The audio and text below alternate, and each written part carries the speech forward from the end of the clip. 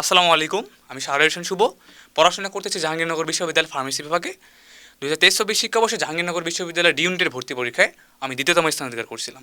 So আমরা আজকে একটা গুরুত্বপূর্ণ বিষয় নিয়ে আলোচনা করব, যেটা তোমাদের নির্দেশনায় মেবি নতুন এডিশন হয়েছে। সেটা হচ্ছে কি বলতো, সাবজেক্ট রিকোয়ারমেন্ট মার্ক অবশ্যই কী হতে হবে বলতো, 50 থেকে 60% হতে হবে।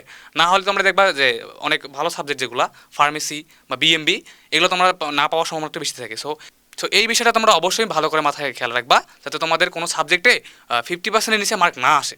কারণ তোমরা দেখবা যে অনেক তোমাদের আশা বা না, জাহাঙ্গীরনগর ডি ইউনিট মানেই কিন্তু তোমার একটা ফার্মেসি সাবজেক্টের প্রতি সবার একটা টান থাকে, যে হ্যাঁ জাহাঙ্গীরনগর বিশ্ববিদ্যালয়ে পড়বো, অবশ্যই ফার্মেসি ডিপার্টমেন্টে পড়বো। সো এই ধরনের যদি আশা থাকে তাহলে অবশ্যই এই বিষয়টার প্রতি খেয়াল রাখবা যে সাবজেক্ট রিকোয়ারমেন্ট মার্ক যেন অবশ্যই তোমাদের 50% আপ থাকে। সো এমবিবিকে ভাইয়া তোমাদের এই বিষয়ে একটু কিছু আলোচনা করবে, তো আমরা ভাইয়ের কাছে যাই। হ্যাঁ, আচ্ছা ধন্যবাদ। আচ্ছা দেখো, তো এই ক্ষেত্রে তোমাদের এই যে তুমি তো অল টোটালি একটা তো মার্ক পাইতে হবে, তাই না? যে জন্য তুমি চান্স পাবা, সেটা তো একটা র্যাঙ্কধারী হয়, তাই না?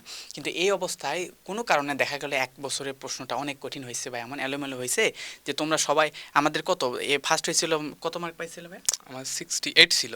হ্যাঁ, 68 তার সাথে 20 যোগ করলে কত হচ্ছে? 88।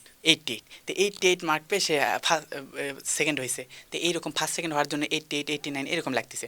কোনো কারণে দেখা গেল কোনো বছর ফার্স্টই হয়েছে 80-তে, তাই না? তো 80-তে হয়েছে, তার মানে যে লাস্ট পর্যন্ত যাইতে হচ্ছে 70 বা এরকম কাছাকাছি জিপিএ সহ। তাহলে তখন দেখা যাইতে পারে যে সে চান্স পাইছে ঠিক আছে, কিন্তু তার যে রিকোয়ার্ড মার্ক, সে আসলে যে ফার্মেসি পড়বে, ফার্মেসিতে জানো 80% কেমিস্ট্রি পড়তে হবে। তোমরা অর্গানিক স্কিপ করে আসতেছো না, আসো খালি এখানে, এখানে এত পরিমাণ অর্গানিক কেমিস্ট্রি আছে, পুরাটাই অর্গানিক কেমিস্ট্রি, বুঝছো? তো এইরকম, তো এই জন্য ভাইবো না যে স্কিপ করে এসে আমরা পার পাবো। আচ্ছা, এখানে প্রচুর অর্গানিক পড়তে হবে, কেমিস্ট্রি রিলেটেড অনেক পড়াশোনা করতে হবে, তারপর বায়োলজিক্যাল টার্ম আছে, তাই না? তো এই জন্য তুমি যদি কেমিস্ট্রিতে ভালো দক্ষ না হও, কেমিস্ট্রিতে মার্ক তুলতে না পারো, তাহলে সেই ক্ষেত্রে তোমার উপর টিচার কেমনে ভরসা করবে যে এই ফার্মেসি পড়তে পারবে, যাকে সারা জীবন কেমিস্ট্রি পড়তে হবে? কেমনে ভরসা পাবে বলো? এই জন্য একটা রিকোয়ার্ড মার্ক ফিক্স করতে, বুঝছো এই জিনিসটা? আর এই সম্পর্কে আমাদের তোমাদের সামনে একটা গ্রুপের নাম বলতেছি, JU life science. JU life science, এই গ্রুপে তোমাদের এই ভাইয়াটা সুন্দরভাবে এটা একটা পোস্ট আকারে দিয়ে দিছে। তোমাদের যাদের দরকার পড়বে, তোমরা ওখান থেকে সুন্দরভাবে সব কিছু একেবারে পয়েন্ট আকারে দেওয়া আছে, ঠিক আছে? অ্যান্ড পরবর্তীতে তোমাদের একটা মজার বিষয় বলবো, সেটা হচ্ছে সেট কোড। সেট কোড নিয়ে তোমাদের ভাই একটা মজার একটা গল্প বলছি। হ্যাঁ, তোমরা সেট কোডটা খেয়াল করবা কীভাবে, তোমরা যে সেটে পরীক্ষা দিবা ওই সেটে দেখবা সুন্দর করে একটা বাংলায় হয়তো কবিতা নাহলে একটা সুন্দর করে লেখা থাকে। ওইটা তোমরা সুন্দর করে মনে রাখার ট্রাই করবা, কারণ আমাদের ক্ষেত্রে হয়েছিল কি, আমরা ওইভাবে খেয়াল করি নাই, মনেও রাখি নাই। তো আমাদের যখন চান্স পাওয়ার পর যখন তোমার ভাইবা দিতে যাবা, যেটা আমাদের ক্ষেত্রে হয়েছিল, ভাইবা দেওয়ার ক্ষেত্রে স্যার আমাদের জিজ্ঞেস করছিল যে হ্যাঁ তুমি কোন সেটে এক্সাম দিছিলা। আমার সেট কোডটা মোটামুটি মনে ছিল যে আমি তো কে সেটে দিছিলাম। তো আমাকে বলছিল যে ওই সেটে একটা বাংলা লেখা ছিল, কবিতা লেখা ছিল, ওইটা কি। তো আমার ওইভাবে মনে ছিল না। তা স্যার বলছিল তুমি কি নকল করে পরীক্ষা দিছো নাকি অন্য কারো দ্বারা লবিং করে পরীক্ষা দিছো।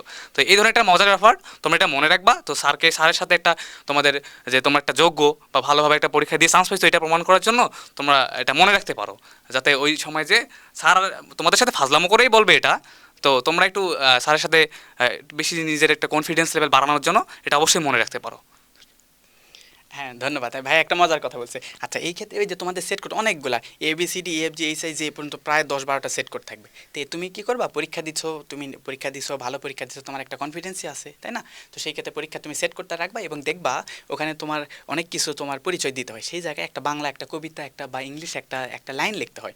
মনে করো যে সাপোজ বলে দিলাম আমার সোনার বাংলা, এটুকু লিখলা, অথবা অমর একুশে, বা এইরকম কিছু কিছু বিশেষ পয়েন্ট লেখা থাকে, বুঝছো? তো এই বিষয়টা কি হয়, দেখো আমাদের ভর্তি পরীক্ষা হয়ে গেছে এবং ভর্তি পরীক্ষার রেজাল্ট কিন্তু সাথে সাথে সেই দিন তুমি মোটামুটি 12-13 ঘন্টার ভিতরে রেজাল্ট পেয়ে যাবা। দুপুরে পরীক্ষা দিছো, রাত 12টা হইতে হইতে তুমি দেখছো রেজাল্ট হাতে চলে আসছে। এত তাড়াতাড়ি রেজাল্ট পাইছো, যারা চান্স পাইছে তারা খুব খুশি, যারা পায় নাই তারা অন্য বিষয়ে প্রিপারেশন নিচ্ছে।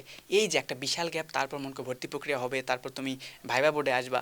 তো এই যে দীর্ঘ সময় পর তুমি কোন সেটে পরীক্ষা দিয়েছিলা, তোমার মনে থাকে? এরকম কোনো ক্রমে হয়তো বা সেট মনে থাকতে পারে, কিন্তু সেটে কি লেখা ছিল এটা আমাকেও বলছিল, বুঝছো? যে তোমার সেটে কি লেখা ছিল, আমি তো অবাক হইলাম যে কি লেখা ছিল, আর খুঁজে পাচ্ছি না, বুঝছো? আমি নিজেও পারি না। তো এই ক্ষেত্রে তোমার এটা ব্যক্তিগতভাবে, যেহেতু আমরা আসলে ওই ছোট্ট একটু ছেঁকা খাইছি, তাই না? তো এই জায়গাতে তোমাদের একটু আমরা অভিজ্ঞতা শেয়ার করতেছি। তুমি পরীক্ষা দিবা এবং এক্সপিরিয়েন্স থেকে চেষ্টা করবা যে ওই একটা বিশেষ লাইন ওটা একটু মনে রাখা, তাহলে কি হবে, টিচারের সামনে তুমি একটা বুক ফুলিয়ে বললে, একটা তোমার আলাদা একটা কনফিডেন্স, ভালো লাগবে, তাই না?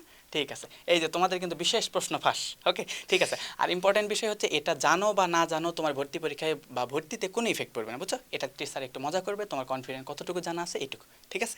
সো এর মাধ্যমে আমরা অনেকগুলো প্রশ্ন জানলাম। এইভাবে তোমরা যদি সবগুলো প্রশ্ন সম্পর্কে তোমাদের রিসেন্ট যেসব মাথায় ঘোরে সব কিছু জানতে চাও, আমাদের গ্রুপে অ্যাড হইতে পারো বা আমাদের সাথে ইনবক্সে নক দিতে পারো। চেষ্টা করব তোমাদের সকল প্রশ্নের অ্যান্সার এবং বাস্তবভাবে এবং স্বাবলম্বী এবং জীবন্তভাবে আমাদের ব্যক্তিগত অভিজ্ঞতা থেকে শেয়ার করতে, ঠিক আছে? এবং দেখা হবে পরবর্তী কোনো ভিডিওতে। ততদিন চোখ রাখো এবং সবগুলো ভিডিওতে দেখার চেষ্টা করো এবং আমাদের সাথেই থাকো, ঠিক আছে? ধন্যবাদ, আসসালামু আলাইকুম।